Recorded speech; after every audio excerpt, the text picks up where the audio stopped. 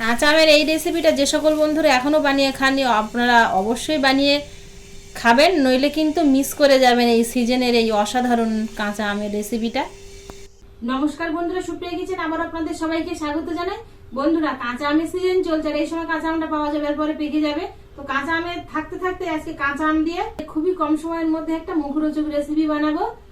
আশা করছি আপনাদের সকলের ভালো লাগবে। পুরো ভিডিওটা প্রথমের থেকে শেষ পর্যন্ত দেখবেন। এখানে আমি একটা আম নিয়েছি, একজনের জন্য বানাবো তাই। তো আপনারা যদি অনেকের জন্য বানাতে চান তাহলে 2-3টে আম নিতে পারেন। এই রেসিপিটা বানানোর জন্য আমটা গ্রেট করে নেব। আমটা ধুয়ে পরিষ্কার করে নিয়েছি, আমটা খোসা সমেতই গ্রেট করে নেব। খোসা সমেত গ্রেট করে নিচ্ছি, তবে আপনারা চাইলে খোসাটা ছালিয়ে ফেলে দিয়ে ভেতরে শাঁসটা নিতে পারেন।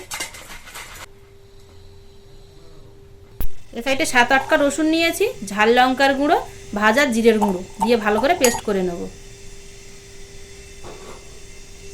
রান্নার জন্য তেল দিয়ে দেবো। আমার কাছে কালো সর্ষে নেই, তাই সাদা সর্ষে 1 চামচ দিলাম। আপনারা কালো সর্ষে দেবেন। আর দিলাম কারি পাতা। এবার দেব চীনাবাদাম, হালকা একটু ভেজে নেব। সর্ষেটা একটু কালো মতো হয়ে আসলে এর মধ্যে গ্রেট করে রাখা আম দিয়ে দেবো। আমটা সাইড করে নিয়ে এবার পেস্ট করে রাখা মশলাটা দিয়ে দিলাম। মশলাটা খানিকক্ষণ ভেজে নেব। মশলা থেকে সুন্দর একটা গন্ধ ছাড়লে আমের সাথে কিন্তু এবার মিশিয়ে নেব।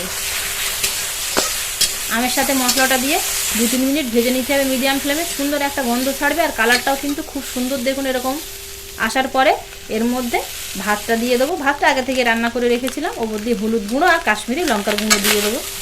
এবার ভাতের সাথে আমটা খুব ভালো করে মিশিয়ে নেব। এই অবস্থাতে ভাতের সাথে কিন্তু মশলা সমেত আমটা দিয়ে বেশ 3-4 মিনিট ভেজে নিতে হবে। ভাজার পরে দেখুন ভাতটা একদম ঝরঝরে হয়ে যাবে আগের থেকে, আর খুব সুন্দর একটা কালার এসছে আর সুন্দর একটা গন্ধ ছাড়ছে। হয়ে গেছে, এবার নামিয়ে নেব। দেখলেন তো খুব কম সময়ের মধ্যে কিন্তু হয়ে গেল। এবার আপনারা এটাকে শুধুও খেতে পারেন। আর আমি এখানে আগে থেকেই যে আমের আচার বানিয়ে রেখেছিলাম কাঁচা আমের, সেই আচারটা দিয়ে খাবো। আপনাদের কাছে ধনেপাতা থাকলে নামানোর আগে একটু ছড়িয়ে দিতে পারেন। যা সুন্দর গন্ধ ছাড়ছে, এখন থেকেই জিভে জল চলে আসছে।